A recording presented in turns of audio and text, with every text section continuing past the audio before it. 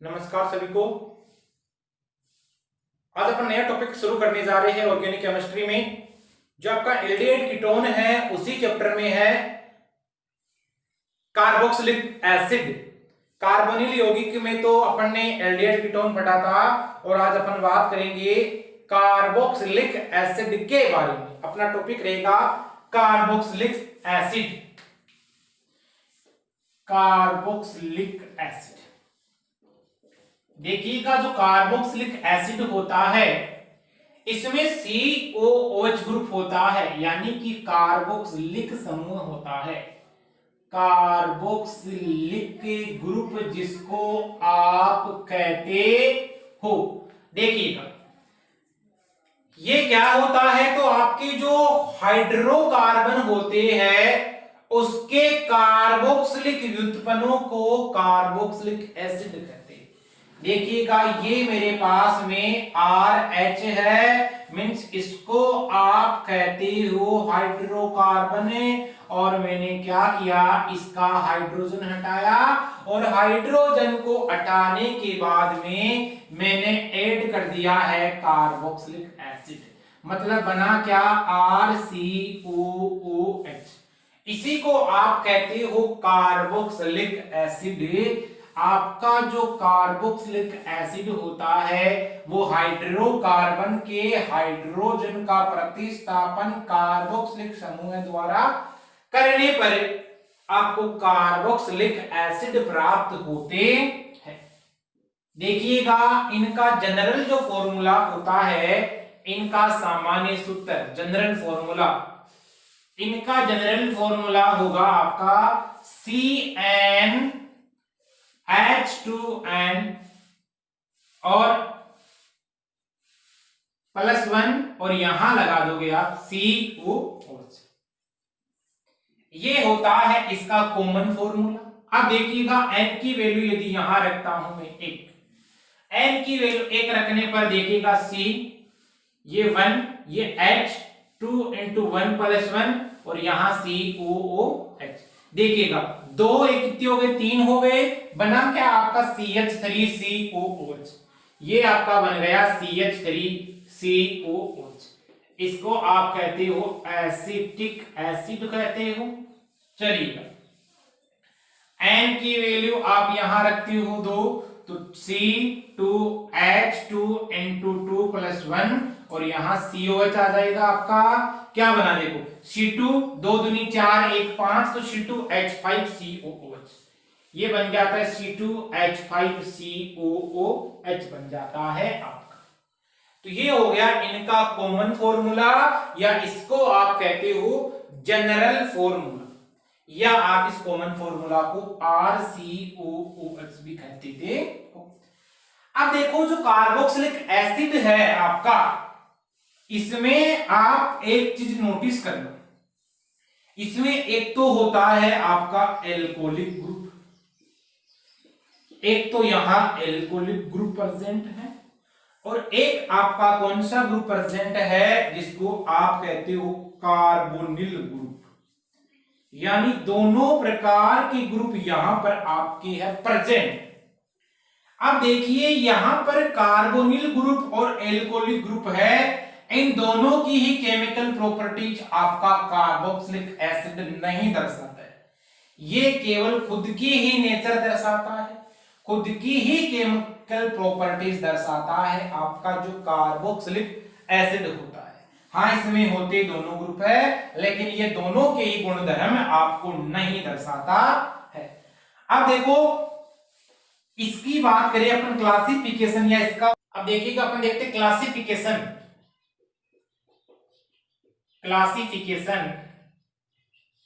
Of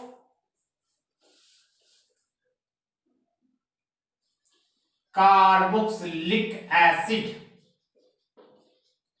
carboxylic जो अम्ल है उनका क्लासिफिकेशन देखिए, कार्बोक्सिलिक समूह की उपस्थिति के आधार पर इनको निम्न 3 भागों में बांटा गया। एक तो आप इनको कहते हो मोनो कार्बोक्सिलिक एसिड, एक आप कहते हो डाई कार्बोक्सिलिक एसिड, एक आप कहते हो ट्राई कार्बोक्सिलिक एसिड। यानी कि एक तो हो गया मोनोकार्बोक्सिलिक एसिड, एक आपका हो जाता है di carboxylic acid, di carboxylic acid, और एक आपका हो जाता है try carboxylic acid, try carboxylic acid. देखिएगा, मोनोकार्बोक्सिलिक एसिड का मतलब क्या है, जिसमें एक COH ग्रुप प्रेजेंट होगा आपका। डाई का मतलब क्या होगा, जिसमें 2 COH ग्रुप प्रेजेंट होंगे, और ट्राई का मतलब क्या होगा, जिसमें 3 COH ग्रुप प्रेजेंट होंगे। जैसे आप जानते हो HCOH या CH3COH, इसको एसिटिक एसिड बोलते हो, मतलब ये किसका एग्जाम्पल, एक मोनोकार्बोक्सिलिक एसिड का है। CH2COH और यहां लगाओगे आप CH2COH। देखो 2 कार्बोक्सिलिक एसिड है, डाई कार्बोक्सिलिक एसिड बोल दोगे। ट्राई की बात करोगे तो CH2, यहां CH और यहां CH2, यहां COH आएगा, यहां आएगा आपका COH, और यहां आपका क्या आएगा COH। इसको क्या बोलोगे, try carboxylic acid, 3 carboxylic acid है। अब 3 से आगे वाले को आप पोली में रख सकते हो, पॉलीकार्बोक्सिलिक एसिड भी बोल सकते हो। पोली का मतलब क्या होगा, जिनमें 3 से ज्यादा यदि कार्बोक्सिलिक एसिड प्रेजेंट है। देखिएगा, जैसे CH2, CH, फिर आपका CH, फिर आपका CH2, COH, यहां COH, यहां COH और यहां COH। आप यहां पर N भी लगा सकते हो, ध्यान रखिएगा। N का मतलब इसको कितना भी आप कार्बोक्सिलिक एसिड ऐड कर सकते हो, ट्राई कार्बोक्सिलिक एसिड हो गया। देखो, एक है जो आपके वसीय एसिड होते हैं, जिनको आप कहते हो फैटी एसिड। वसीय अम्ल या फैटी एसिड क्या होते हैं, देखो जो मोनोकार्बोक्सिलिक एसिड होते हैं, मोनोकार्बोक्सिलिक एसिड और वो एलिफेटिक स्ट्रक्चर वाले, उन्हीं को आप क्या बोलोगे, वसीय अम्ल। यहां पर आप लिख सकते हो एलिफेटिक संरचना वाले मोनोकार्बोक्सिलिक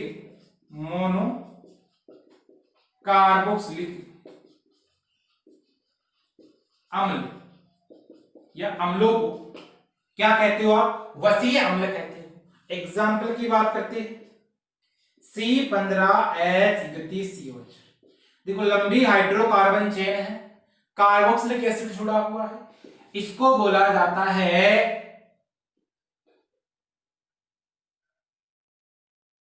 पाल्मेटिक एसिड, इसको बोलते हो आप पाल्मेटिक एसिड। और यहां यदि हो C17H35 से COH, इसको आप कहते हो स्टेरिक एसिड, स्टेरिक एसिड यानी स्टीएरिक अम्ल, इसको आप कह देते हो। तो ये वो आपका कार्बोक्सिलिक एसिड है, उनका क्लासिफिकेशन, उनका वर्गीकरण।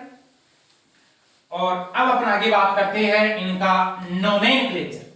नोमेनक्लेचर देखते हैं यहां पर, nomenclature of carboxylic acid, carboxylic acid. देखिएगा, नामकरण करते हैं अपन कार्बोक्सिलिक एसिड का कैसे किया जाता है। 2 प्रकार की मेथड है, एक तो आपका है कॉमन नेम सिस्टम से करोगे नामकरण, और कॉमन नेम सिस्टम को आप कहते हो रूढ़ पद्धति, यानी इसी को आप बोलते हो रूढ़ पद्धति। अब देखो, रूढ़ पद्धति में जिसका नामकरण किया गया वो किस आधार पर किया गया, वो किया गया जिस प्राकृतिक स्रोत से इसको प्राप्त किया जाता है, इसको एसिड, यानी किसी भी प्राकृतिक स्रोत से आप इस कार्बोक्सिलिक एसिड को प्राप्त कर दोगे, रूढ़ पद्धति में इसका वो ही नाम रखा गया है। देखिए, सबसे पहले आपका है HCOOH, इसको रूढ़ पद्धति में बोला जाता है फॉर्मिक एसिड। एसिड। अब देखो फॉर्मिक एसिड क्यों बोला जाता, ये तो इसका हो गया रूट पद्धति में नाम, और इसको फॉर्मिक एसिड बोलने का कारण क्या था, तो वो था कोई इसका प्राप्त किया जाने वाला स्रोत, या जिसको आप कहते हो सोर्स। देखो जो फॉर्मिक एसिड था इसको सबसे पहले फॉर्मिका से प्राप्त किया गया था। फॉर्मिका एक लैटिन वर्ड है, ध्यान रखिएगा, ये एक प्रकार का लैटिन शब्द है, फॉर्मिका से प्राप्त किया गया था। और ये जो फॉर्मिका है ये होती है चींटी, एंट जो होती है आपकी, इसके आसवन से इसको प्राप्त किया गया था, इसी कारण इसका नाम क्या दे दिया गया, फॉर्मिक एसिड दे दिया। अगला है जैसे CH3COOH, इसको आप कहते हो एसिटिक एसिड, या इसको एसिटिक अम्ल भी कहते हो, ये एसिटिक अम्ल होता है।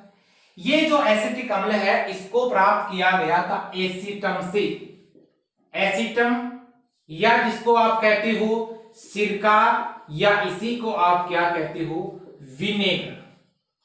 एसिटम क्या है, इसका लैटिन वर्ड है, ध्यान रखिएगा, लैटिन शब्द है। इसको सर्वप्रथम सिरका से या विनेगर से प्राप्त किया गया, जिसे लैटिन भाषा में एसिटम कहा जाता है, और इसी को आप क्या कहते हो, एसिटिक एसिड कह देते हो। आगे देखिएगा, ये है मेरे पास में CH3 CH2 CH2 COH, देखो 1 2 3 4 कार्बन, इसमें 4 कार्बन है, तो ये आपका होता है ब्यूटीरिक एसिड, इसको कहते हो आप ब्यूटीरिक एसिड। और ये प्राप्त किया गया था ब्यूटीरम, जिसको आप कहते हो विकृतिग्रंथ मक्खन जो होता है, यानी इसका स्रोत था विकृतिगंध मक्खन से इसको प्राप्त किया गया था, और इसी को आप कहते हो ब्यूटीरिक एसिड है ये, यानी कि ब्यूटीरम से इसको प्राप्त किया गया था, से प्राप्त किया गया था। आगे देखिएगा, एक आपका होता है CH3 CH2 और यहां CH2 और यहां CH। 1 2 3 4 5 कार्बन है, इसको बोला जाता है वेलेरिक एसिड, इसका नाम है वेलेरिक एसिड। ये जो आपका वेलेरिक एसिड है, इस वेलेरिक एसिड को एक प्लांट होता है जिसको बोला जाता है वेलेरियन, उस प्लांट का नाम है वेलेरियन। उस वेलेरियन प्लांट की जड़ से इसको प्राप्त किया गया था।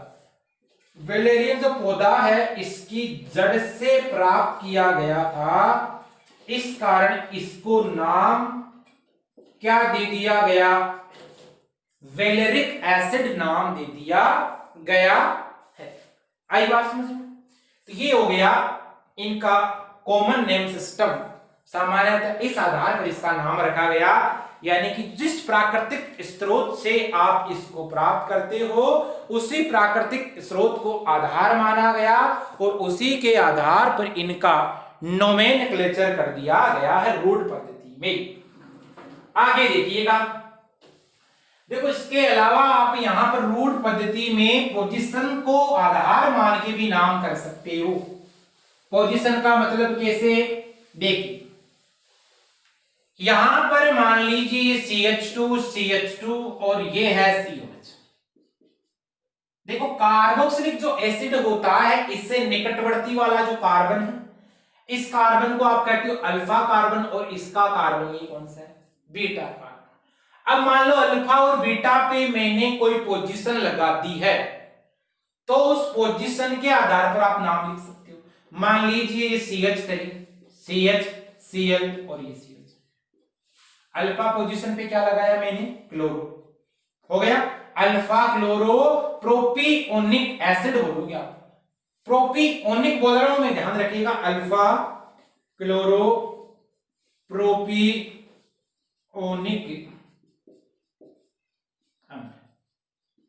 ऐसे। मान लीजिए आपका कोई बीटा पोजीशन देखा दर्शा रखी है, बीटा पे आपको दे दिया OH दे दिया, और फिर यहां पर COH लगाया, मान लीजिए ये अल्फा बीटा पोजीशन होगी, तो बीटा पोजीशन पे क्या जुड़ा हुआ, आपका OH जुड़ा हुआ है, तो क्या बोल दोगे, बीटा हाइड्रोक्सी। और ये 1 2 3, इसका मतलब बीटा हाइड्रोक्सी तो प्रोपियोनिक एसिड हो जाता है, प्रोपियोनिक एसिड हो जाता है। ठीक है, ये इसका कॉमन नेम सिस्टम में नोमेनक्लेचर किया गया है। आगे देखिएगा, इसका जो कॉमन सिस्टम में नोमेनक्लेचर जो किया गया है, इसमें भी यहां पर जो आपका एसिटिक अम्ल है, इसे एसिटिक अम्ल का व्युत्पन्न माना गया है। कॉमन नेम सिस्टम में आपके जितने भी एसिड है मान लीजिए, उनको एसिटिक अम्ल का क्या माना गया, व्युत्पन्न माना गया। कैसे, देखिए एसिटिक अम्ल आपका ये होता है, अब इसके आप बनाते हो व्युत्पन्न, बनाते हो डेरिवेटिव बनाते हो। कैसे बनाओगे, देखिए यहां पर मैंने क्या किया, एक हाइड्रोजन उठाया, आई बात समझ, और अब आप जानते हो यहां से H2H, तो देखो ये मैथिल है और इतना एसिटिक अम्ल से प्राप्त हुआ है, इसको बोल दोगे मैथिल एसिटिक अम्ल। क्या बोलोगे, मैथिल, व्युत्पन्न के आधार देखोगे मैथिल एसिटिक एसिड बोल दोगे। आगे देखिएगा, मान लीजिए मैंने क्या किया, यहां से इसका व्युत्पन्न और बनाया CH3, इसको क्या बोलोगे, 2 मिथाइल जुड़ी हुई है और इतना एसिटिक अम्ल है, डाईमेथिल एसिटिक एसिड, इसको क्या बोल दोगे आप, डाईमेथिल एसिटिक एसिड। आगे देखिएगा, यदि मैंने क्या किया, यहां पर एक हाइड्रोजन और उठाया, इसका व्युत्पन्न बनाया और CH, इसको क्या बोल दोगे, ट्राईमिथाइल एसिटिक एसिड, इसको बोल दोगे आप ट्राई मिथाइल एसिटिक एसिड। आई बात समझ में, तो ये हो गया इसका कॉमन नेम सिस्टम या रूट पद्धति से नोमेनक्लेचर, यानी कि एसिटिक एसिड के व्युत्पन्न मानते हुए भी आप नोमेनक्लेचर कर सकते हो। आगे अपन बात करते हैं इसका जो नोमेनक्लेचर है वो आईयूपीएसी सिस्टम से कैसे किया जाता है, उसकी बात करेंगे। आईयूपीएसी सिस्टम से नोमेनक्लेचर देखिएगा, आप जानते हो, आपने नोमेनक्लेचर पढ़ा है तो वहां पर आपने देखा होगा सबसे ऊपर ही ऊपर उस टेबल में, जहां फंक्शनल ग्रुप की जो टेबल होती है उसमें कार्बोक्सिलिक एसिड सबसे ऊपर ही ऊपर आता है, और इसके लिए अनुलग्न आप क्या काम में लेते हो, ओइक एसिड काम में लेते। तो यहां पर दूसरा जो सिस्टम है वो है अपने पास में आईयूपीएसी सिस्टम। देखिएगा आईयूपीएसी सिस्टम से नोमेनक्लेचर कैसे किया जाता है उसकी बात करेंगे।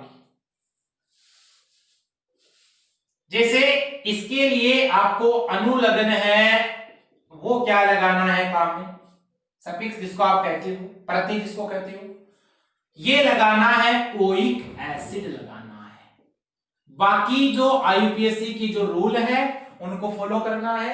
इसके अलावा जो कार्बोक्सिलिक एसिड है, इसको यदि आपको मुख्य कार्बन श्रृंखला में तो काउंट करना ही करना है, इसको आपको नाम देना है 1, यानी नंबरिंग करोगे तो इसमें 1 नंबर पे आएगा हमेशा।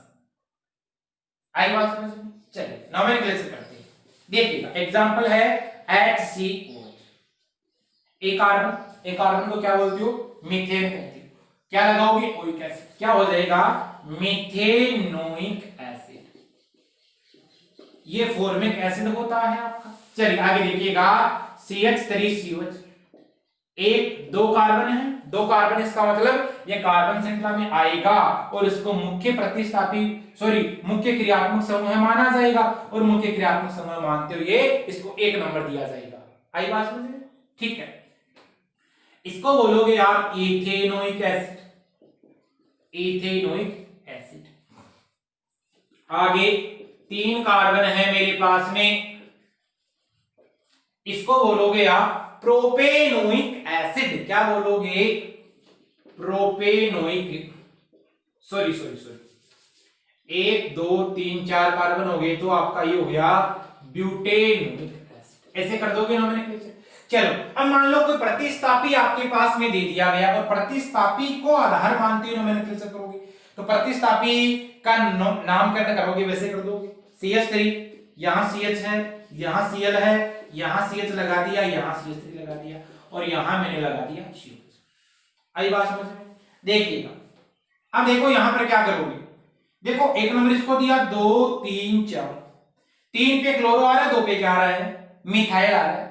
अब अल्फाबेट के हिसाब से करोगे इन प्रतिस्थापी का नोमेनक्लेचर, अल्फाबेट आपका आ रहा है 3 नंबर पे क्लोरो आ रहा है और 2 पे क्या आ रहा है, मिथाइल आ रहा है। एबीसीडी के हिसाब से चलोगे अल्फाबेट में तो क्लोरो को सी को पहले लिखा जाएगा, तो क्या हो जाएगा आपका 3 क्लोरो 2 मिथाइल और 4 कार्बन है, 4 कार्बन को क्या बोलोगे, ब्यूटेनोइक एसिड कह देते। आई बात समझ में? ये हो गया यदि आपके पास में कोई प्रतिस्थापी दे रखा हो तो उसका नोमेनक्लेचर कैसे किया जाता। आगे देखो कुछ प्रमुख एसिड लिख रहा हूं मैं, ट्रिक है सीरीज की, और वहां से एक क्वेश्चन पक्का आता है, इस बात की गारंटी। क्या पूछा जाता है, या तो वो आपको स्ट्रक्चर पूछ लेता है या वो आईपीसी नाम पूछ लेता है। तो देखिए आपके पास में ट्रिक है, ओम्स गेट जानते होंगे आप, ओम्स गेट, ठीक है। देखिए यहां पर लिख रहा हूं इसका नाम, उस कार्बोक्सिलिक एसिड का नाम लिख रहा हूं, यहां पर मैं लिखने जा रहा हूं उसकी संरचना, उसकी स्ट्रक्चर क्या होगी, और लास्ट में अपने पास में आ जाएगा इसका आईयूपीएसी नेम। देखिएगा ये जो मेरे पास में है ये ट्रिक है, ध्यान रखिएगा।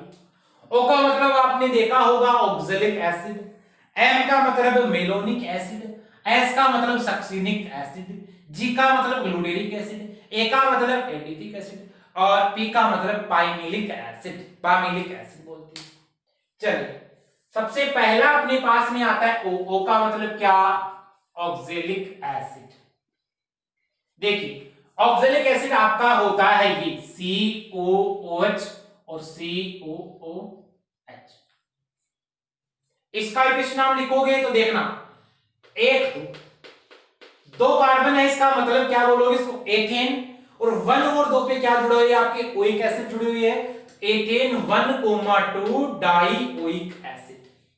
क्या दर्शा दोगे, एथेन 1,2 डाई ओइक एसिड हो जाएगा। अगला आता है एम, एम का मतलब आपका मेलोनिक एसिड, मेलोनिक एसिड इसको बोलते हो। देखिएगा अब आपको क्या करना है, ये जो आपने ऑक्जेलिक एसिड लगाया, आपको एक एक CH2 ग्रुप बढ़ाते हुए चलना है नीचे की ओर, एक एक CH2 ग्रुप बढ़ाओगे तो आपने जो ये ट्रिक लिखी है ओम्स गेट, ये आपकी क्लियर होती जाएगी। देखिएगा मेलोनिक एसिड है, इसका मतलब एक CH2 ग्रुप आएगा, एक CH2 ग्रुप आया तो आप यहां क्या लगाओगे, COH, और यहां COOH लगा दिया, 1 2 3, 1 2 3। क्या नाम लिखोगे, देखो 3 कार्बन की चेन है तो क्या बोलोगे इसको, इसको आप बोल देते हो मेथ 1 प्रोपेन 1,3 डाइओइक एसिड या प्रोपेनोइक एसिड भी कहा जा सकता, तो नाम हो जाएगा प्रोपेन पोजीशन 1,3 डाइओइक एसिड बोल दोगे। आगे देखिए तीसरा है अपने पास में एस, एस का मतलब क्या है, सक्सिनिक एसिड। देखिए सक्सिनिक एसिड का मतलब क्या होगा, एक CH2 और ग्रुप और आएगा यहां तो CH2, यहां आपका CH2 और ये COH, इधर आपका COOH। देखो नंबरिंग करोगे 1 2 3 4, आई बात समझ में, ब्यूटेन 1,4 डाइओइक एसिड, क्योंकि 1 और 4 पे ओइक एसिड लगा हुआ है तो इसको बोल दोगे आप ब्यूटेन 1,4 डाइओइक एसिड बोल दोगे। आगे देखिए जी का मतलब होता है ग्लूटेरिक एसिड, ग्लूटेरिक एसिड। अब देखो यहां पर एक CH2 ग्रुप और आएगा ग्लूटेरिक एसिड में, तो CH2 CH2 आया ये, और यहां COH, यहां आपका COH। अब देखिएगा 1 2 3 4 5, पेंटेन 1,5 डाइओइक एसिड हो जाएगा।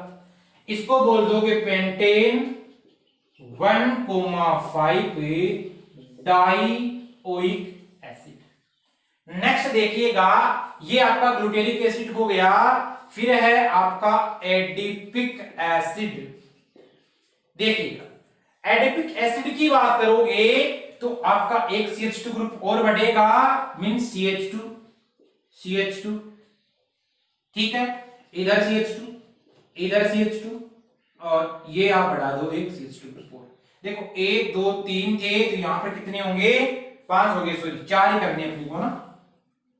तो ये CH2 यहां CH2 यहां CH2 और यहां CH2 लिख दोगे COH और यहां आपका COH। अब देखिएगा कैसे करोगे, 1 2 3 4 5 6, इसका मतलब क्या बोलोगे, इसको हेक्सेन बोल दोगे। इसका नाम क्या हो जाएगा, हेक्सेन। क्या लिखोगे 1,6, 1 और 6 पे आ रहा है, डाई ओइक एसिड कर दोगे। आगे देखिएगा, फिर है आपका, इसको बोला जाता है पाइमेलिक एसिड। क्या बोला जाता है, पाइमेलिक एसिड। इसमें कितने कार्बन होंगे, तो देखो एक CH2 ग्रुप की ओर वृद्धि हो जाएगी, यहां पर 4 CH2 ग्रुप थे, आपका एक CH2 ग्रुप और आ जाता है यहां पर। आई बात समझ में, कर दोगे, किसी प्रकार की समस्या नहीं है यहां पर। चलिए देखिएगा, तो क्या करोगे, CH2 इधर आएगा आपका CH2 फिर CH2 फिर आपका CH2 यहां CH2। देखो 1 2 3 4 5, यहां 4 से एक CH2 ग्रुप हटाना है आपको, और यहां COH आपका और इधर क्या आपका COH। देखिएगा क्या लिखोगे, 1 2 3 4 5 6 7, इसका नाम क्या लिखोगे, हेप्टेन और 1,7 डाइओइक एसिड लिख दोगे आप। तो ये हो गए आपके कुछ प्रमुख जो ट्रिक बेस कार्बोक्सिलिक एसिड है, उनकी स्ट्रक्चर पूछी जा सकती है आपसे और उनका IUPAC नाम पूछा जा सकता है। इस सीरीज को लगा लीजिए MTR। आई बात समझ, आगे देखिए, आगे देखिए, देखो आगे और भी आप यदि करना चाहो एग्जाम्पल या इसके नोमेनक्लेचर तो आराम से कर सकते हो। देखिए ये है मेरे पास में, यहां CH2 यहां COH, यहां CH है यहां COH है, और यहां क्या है आपका CH2 COH। आई बात समझ में, चलो देखिएगा,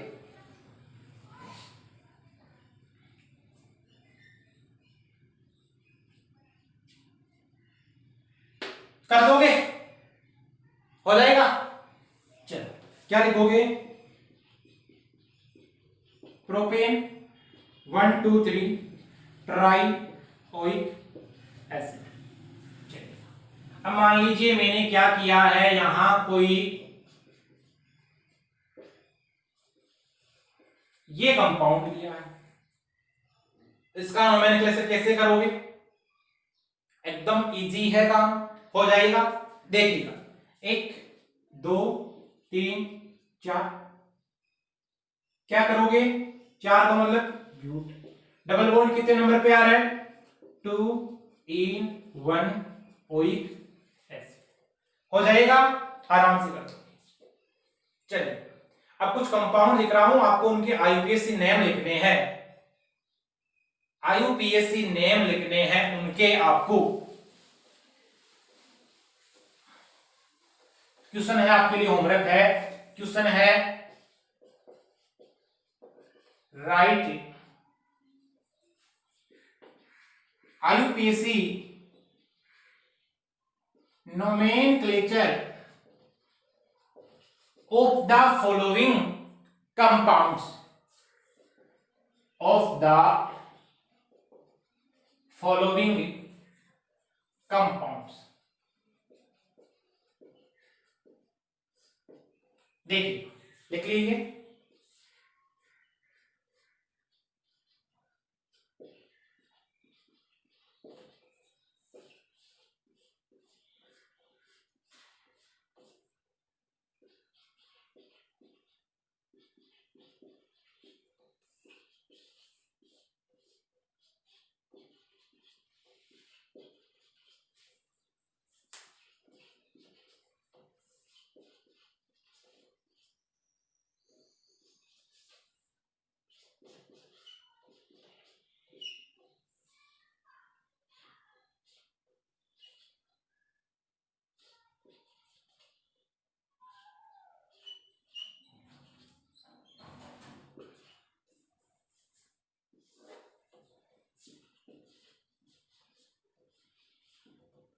इनका भी कर दोगे नोमेनक्लेचर आप।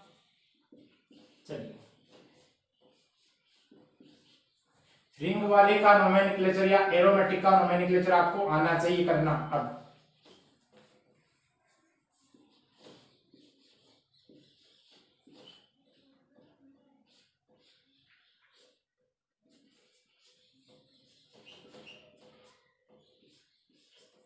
ये 7 क्वेश्चन है, ये आपके लिए होमवर्क है, इनका नोमेनक्लेचर आपको करना है, नोट करिए।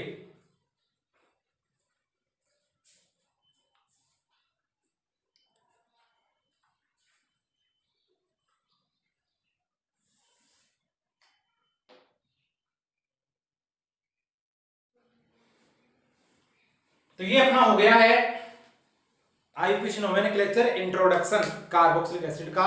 अगली क्लास में इसके स्ट्रक्चर देखेंगे अपन, इसमें देखेंगे आइसोमेरिज्म, उसकी बात करेंगे। मिलते हैं अगले लेक्चर में, तब तक के लिए थैंक्स, ऑल द बेस्ट।